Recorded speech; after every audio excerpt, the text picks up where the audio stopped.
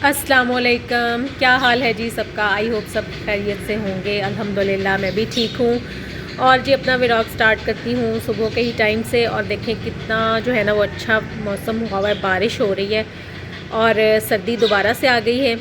और बड़ा अच्छा लग रहा है, बारिश सुबह सुबह हो रही है। और एक दफ़ा फिर जो है ना वो थोड़ा सा मौसम चेंज हुआ था, मतलब काफ़ी तेज़ धूप निकलना शुरू हो गई थी। तो जी दोबारा से बारिश हुई है तो काफ़ी तसल्ली हो गई कि चलें अभी कुछ दिन सर्दी और रहेगी। तो बस मैं यहाँ पे बाहर आई थी, मैंने कहा चलें ज़रा वेदर चेक करते हैं कैसा है। तो बड़ा दिल खुश हो गया वेदर को देख के ना। और ये देखिए सामने एक चिड़िया जो बैठी हुई है ना, बड़ी खूबसूरत आवाज़ें इसकी आ रही हैं इस टाइम।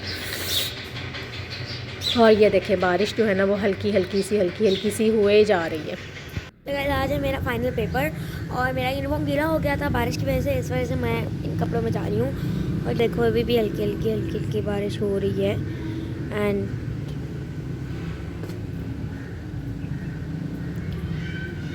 तो रियली होप कि आज मैं स्कूल कॉफ़ी लेके जा रही हूँ। तो रियली होप कि मैं जाऊँ ना तो ऐसी तेज़ बारिश शुरू हो जाए ना, इतनी तेज़ जिसकी कोई हद ही नहीं है। और यहाँ जी मैं साफ़ कर रही हूँ पाए। और ये पाए वैसे साफ़ हो के आए थे गांव से, लेकिन इनके ऊपर ना फिर भी जब मैंने गौर किया ना तो इनके ऊपर काफ़ी ज़्यादा बाल थे, काफ़ी छोटे छोटे और बड़े बड़े भी बाल थे। तो फिर मैंने इनको ना दोबारा से इनको फ्लेम और चूल्हे को ऑन करके इनको थोड़ा थोड़ा सा इनको जलाया, इनकी सफाई की, इनको नाइफ़ से अच्छी तरह से रगड़ के ना तो इनके ऊपर से सारा इनका जो मैल कुचैल था ना वो उतारा, इनको अच्छी तरह से साफ़ कर दिया। फिर जी मैंने इनको काफ़ी देर पानी में डिप करके रखा। तो मैंने कहा अच्छी तरह से ये साफ़ हो जाए। तो पाए जो होते हैं ना ये मटन के पाए हैं और इनको सबसे पहले जो बात होती है ना कि इनकी सफाई बहुत अच्छी तरह से करनी चाहिए। गौर करें ना कि अगर आप जब पाए घर में आए तो आप गौर करें कि उनके ऊपर बहुत छोटे छोटे से बारीक बारीक से बाल होते हैं। और कई जगहों पे ऐसा होता है कि वहाँ पे ना बड़े बड़े बाल भी होते हैं। तो इनको साफ़ करना बहुत ज़्यादा ज़रूरी है। मैंने तो जब मुझे जब मैं देखती हूँ ना, हमेशा मैं जब भी पाए पकाने से पहले इनको अच्छी तरह से चेक करती होती हूँ। फिर इनको मैं चूल्हे पे अच्छी तरह से इनकी दोबारा से इनको हल्का हल्का इनको रोस्ट करके जला के इनकी सारी सफाई करती हूँ। और अब ये देखें सारे ना बहुत अच्छी तरह से साफ़ हो गए। तो यहाँ जी मैंने सारे इंग्रेडिएंट्स तैयार करके रखे हुए हैं क्योंकि आज दोपहर के खाने में बन रहे हैं जी पाए।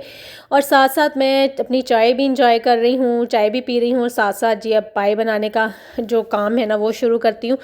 तो पाए बनाने की रेसिपी मैंने अपने काफ़ी ज़्यादा व्लॉग्स में शेयर की हुई है, लेकिन चलें आज दोबारा से शेयर करती हूँ क्योंकि बहुत सारे जो न्यू सब्सक्राइबर होते हैं ज़ाहिर है वो मतलब लास्ट जो प्रीवियस व्लॉग्स हैं वो नहीं देखते हैं।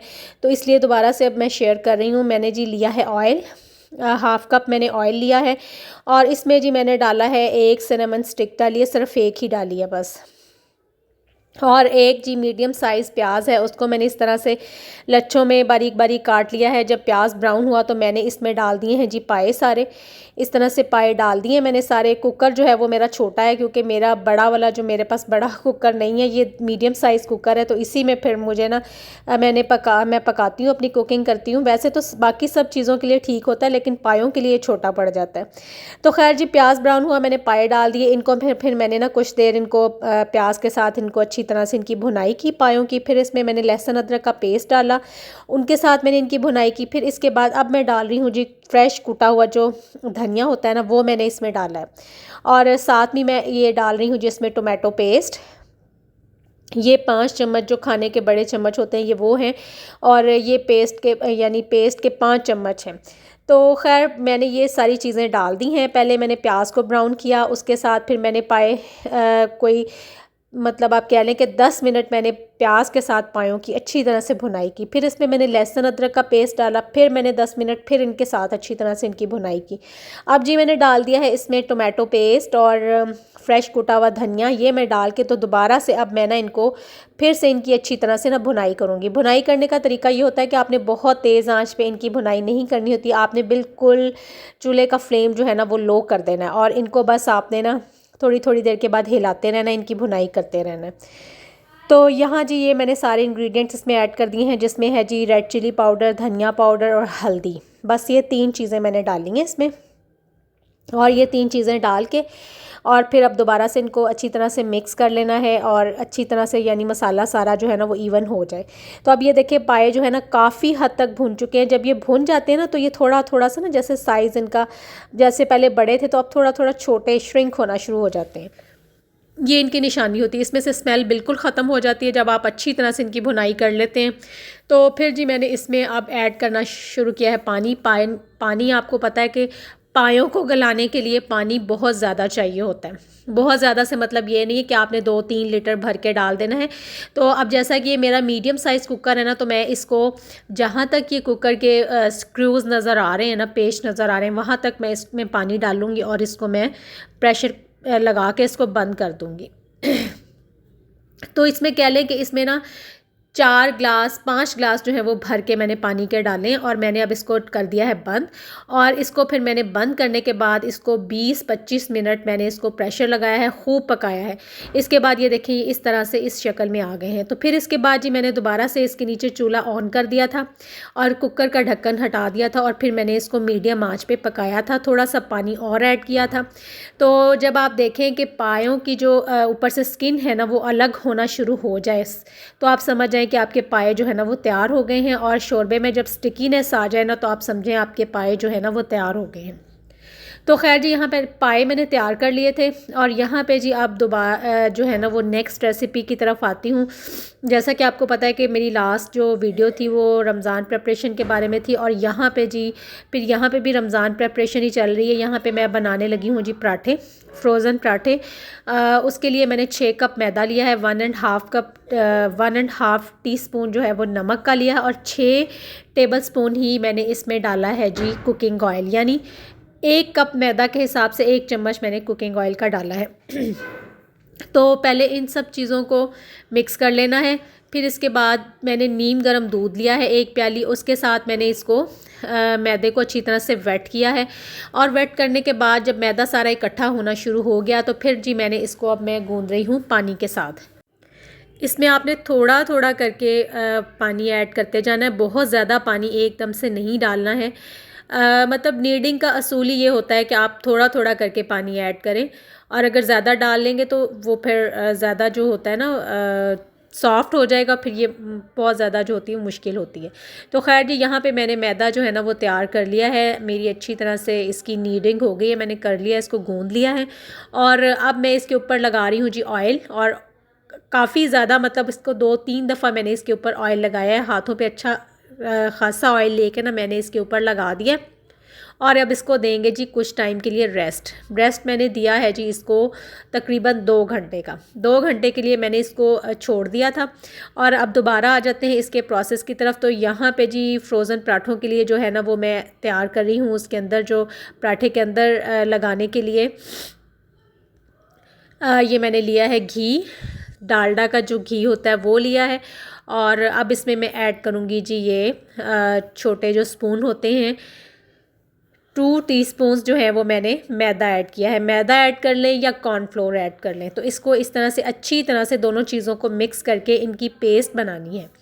तो ये जब हम मैदा और ये घी जब हम लगाएंगे ना पराठों के अंदर तो उससे इतनी अच्छी लेयर्स आती हैं, वो लेयर्स एक दूसरे के साथ स्टिक नहीं होती हैं, अलग अलग रहती हैं, बड़ा फ्लेकी सा पराठा बनता है।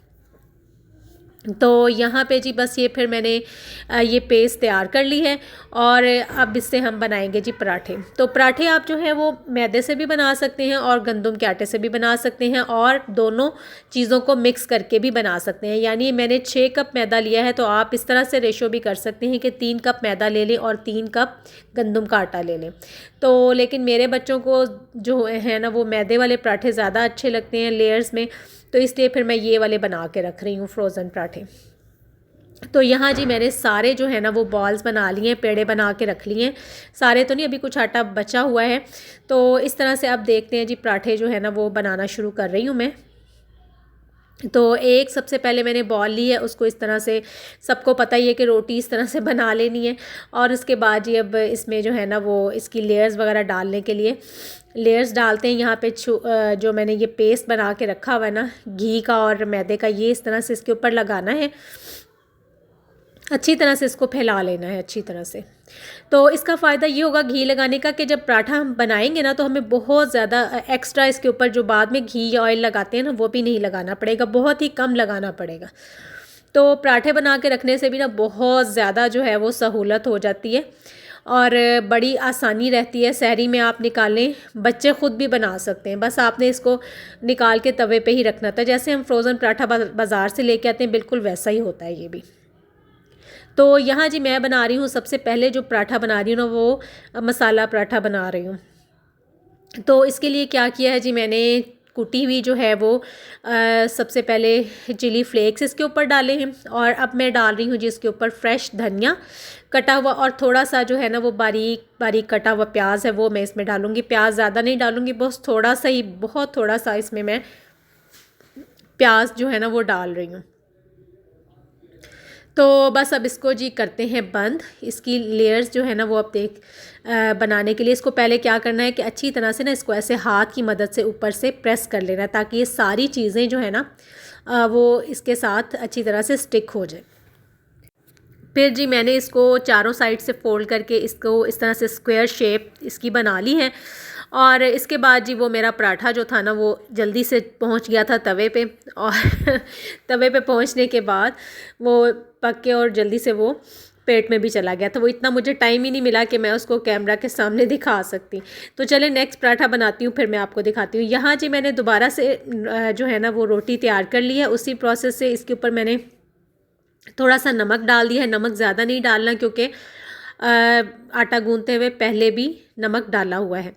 और अब इसके ऊपर जी ये चिली फ्लेक्स जो हैं ये इस तरह से ऊपर स्प्रेड कर देने हैं और इसके बाद जी ये दोबारा से धनिया और जो प्याज है ना वो इस तरह से उसके ऊपर फैला देना है। तो बहुत ही मज़े के बहुत अच्छे ये पराठे बनते हैं, बड़े क्रिस्पी से और बड़े फ्लेकी से। बच्चों को तो बहुत ही पसंद आए हैं ना, तो बना के रख लें, बहुत आसानी होगी, बड़ी सहूलत होगी।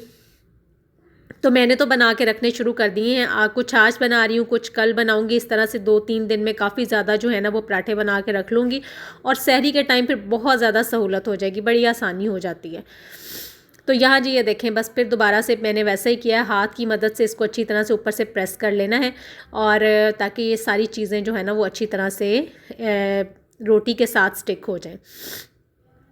तो इस तरह से अब जी दोनों साइड्स को पकड़ के फ़ोल्ड कर लेना है और फ़ोल्ड करने के बाद अच्छी तरह इसको प्रेस कर लेना है और यहाँ से जी दोबारा छोटा छोटा करके इसको रोल करना शुरू करना है। तो इस तरह से इसको रोल करके बंद कर लेना है। अच्छा, ये आजकल ना बहुत ज़्यादा तरीका जो है ना वो वायरल हुआ हुआ है। मैंने भी देखा था, टिकटॉक पे भी देखा था, तो मैंने कहा चले मैं करके देखती हूँ। वैसे मैंने पहले भी इस तरह से बनाया था, तो पराठा बनाया था, बहुत अच्छा, बड़े अच्छे इसके लेयर्स जो होती हैं ना बड़ी अच्छी आती हैं। ये देखिए, इसको डीप सा कट लगा लेना अंदर। अब ये देखिए खुद ब खुद कैसे अंदर इसके ना लेयर्स बन गई हैं। ये देखिए काफ़ी ज़्यादा ना इसमें लेयर्स बन जाती हैं, ऊपर वाली साइड पे भी और नीचे वाली साइड पे भी। तो चलें अब इसको जी हम बनाते हैं। यहाँ मैंने कहा चले एक कट में और लगा लेती हूँ, तो ज़्यादा सारी और लेयर्स बन जाएंगी इसमें ना। तो मैंने इस तरह से क्रॉस इस पर ना कट लगा लिया था। तो आप अपने मतलब ख़ुद भी अपने माइंड को यूज़ करते हुए आप किसी भी तरह से इसमें ना लेयर्स इसमें डाल सकते हैं। बस ये कि पराठे में लेयर्स अच्छी होनी चाहिए। जितनी ज़्यादा लेयर्स होंगी उतना ही पराठा आपका क्रिस्पी बनेगा, फ्लेकी बनेगा, मज़े का बनेगा। तो बस यहाँ पे जी फिर मैंने दोबारा से इसको बनाना शुरू किया है। रोटी मैंने बना ली थी इससे, और ये देखिए पराठा फिर जल्दी से ना तवे पे पहुँच गया। और ये देखिए इसकी इतनी अच्छी इसकी लेयर्स बनी है। ये खुद ब खुद थोड़ा सा उठाएँ और इसकी लेयर्स खुल रही हैं। तो जितना ये दिखने में यमी लग रहा है ना, इतना ही ज़्यादा ये खाने में भी यमी था। बच्चों ने बहुत पसंद किया। तो इसको आप दही के साथ सहरी में ले सकते हैं और इस तरह से बना के रख लें और दही के साथ एंजॉय करें। बड़ा मज़े का ये पराठा लगता है। तो ये लीजिए, मैंने आपको बना के भी दिखा दिया। अच्छा जी, अब यहाँ पे मैं बना रही हूँ आलू वाला पराठा। यहाँ पे मैंने थोड़ी सी मिस्टेक कर दी थी आलू वाला पराठा बनाते हुए, कि मैंने ना आलू की जो फिलिंग तैयार करके रखी थी ना वो मैंने काफ़ी देर पहले रख ली थी और वो उसमें ना मैंने प्याज डाल लिया था। तो वो प्याज जब मैंने डाला ना तो उसमें थोड़ा थोड़ा सा ना मॉइस्ट आ गया था। तो फिर मेरे जो पराठा था ना उसकी शेप सही नहीं बनी। तो अब नेक्स्ट टाइम ये मुझे एक्सपीरियंस हो गया कि प्याज जो है ना वो ज़्यादा जो है ना वो नहीं डालना चाहिए। ख़ास तौर पे फ्रोज़न पराठे के लिए तो यही है कि आप सिर्फ आलू में धनिया कुटी हुई मिर्च और नमक और इस तरह की चीज़ें डाल लें, और प्याज मत डालें, सब्ज़ धनिया डाल लें। लेकिन टेस्ट में वो भी बहुत अच्छा बना था।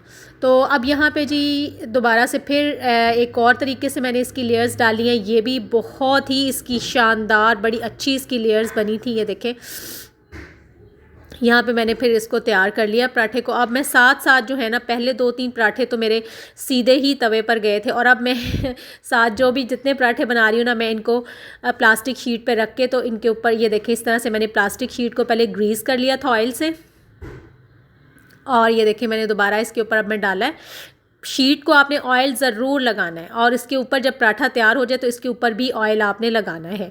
तो चलें जी, वो मेरा पराठा जो था ना, वो मैंने साथ ही उसको शीट पे रख के और मैंने फ्रीज़र में उसको पहुंचा दिया था। और यहाँ पे मैं बना रही हूँ जो दोबारा आलू वाला पराठा, और ये मैंने इस तरह से बनाया है।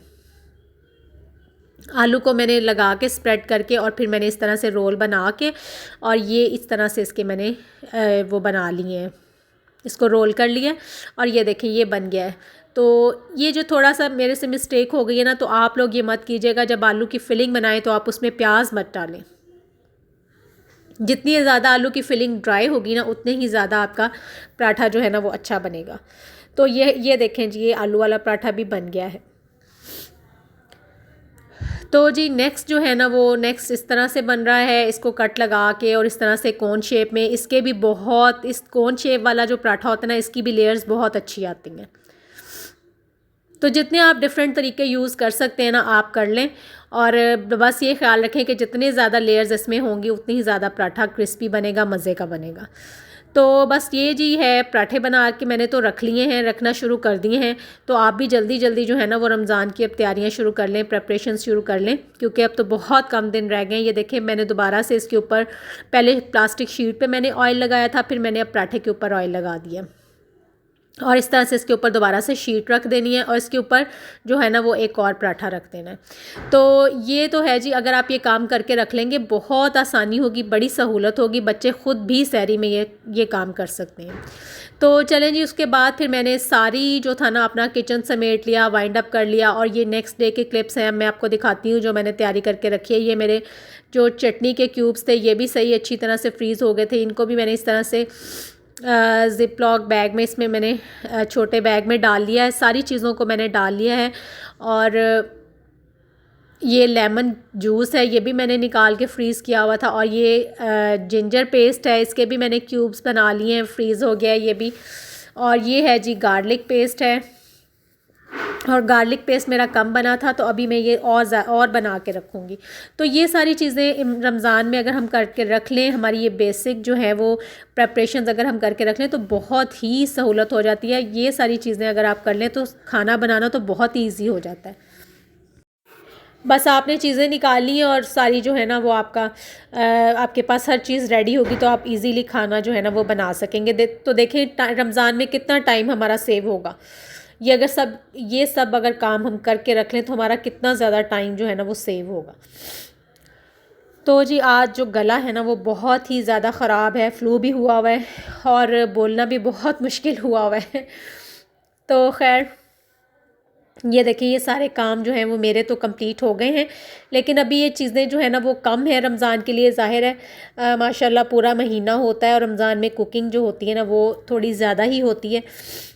तो इस हिसाब से जो है ना वो ये सारी चीज़ें 15 डेज़ के लिए तो काफ़ी हैं, लेकिन नेक्स्ट 15 डेज़ के लिए जो है ना वो फिर मुझे और ज़्यादा जो है ना वो बना के रखनी पड़ेंगी। तो ये लें जी, ये मेरी तो तैयारियां हो गई हैं मुकम्मल। तो रेसिपीज़ तो साथ साथ आती रहेंगी, जो बेसिक प्रेपरेशंस है ना वो मैंने करके रख ली हैं। और ये देखिए, ये पराठे भी जो है ना वो फ्रीज़ हो गए, ये देखें। ये अब मैंने जी इनको उठा लिया है प्लास्टिक शीट से। और ये प्लास्टिक शीट जो होती है ना घर में, आपने ज़रूरी नहीं है कि आपके पास बटर पेपर हो या स्पेशल प्लास्टिक शीट हो। मैंने ये जो डालडा के कुकिंग ऑयल में से जो प्लास्टिक वो बैग निकलता है ना, मैंने वो यूज़ किया। उसको मैंने अच्छी तरह से वॉश कर लिया था, फिर मैंने इस तरह से उसको स्क्वेयर्स में काट के और इस तरह से उसके पीसेस बना लिए थे। तो यहाँ जी बस फिर मैंने ये पराठे जो हैं वो अब निकालना शुरू किए हैं। आलू वाले पराठे मैंने फ्रीज़ नहीं किए क्योंकि वो थोड़े से उसमें आलू की फिलिंग में थोड़ी सी मिस्टेक हो गई थी मेरे से। बस ये सादा पराठे और मसाला वाले पराठे जो है ना वो मैंने फ्रीज़ कर लिए हैं। और ये देखिए, ये एक थोड़ा सा बेचारा साथ एक दूसरे के चिपक गया था क्योंकि वो शीट थोड़ी छोटी थी। तो बस इस तरह से निकाल के अब इनको मैं बड़े बैग में डाल के रख लूँगी। और ये तो वैसे भी अगर हम रमज़ान के अलावा भी बना के रख लें ना, तो बच्चे अक्सर ये रोल पराठा वगैरह जो बनाते हैं तो उसमें बड़ा ये हेल्पफुल होते हैं कि आराम से निकालें और इसको तवे पे रख के और बना लें, और इसमें आप फिलिंग कोई भी लगा लें।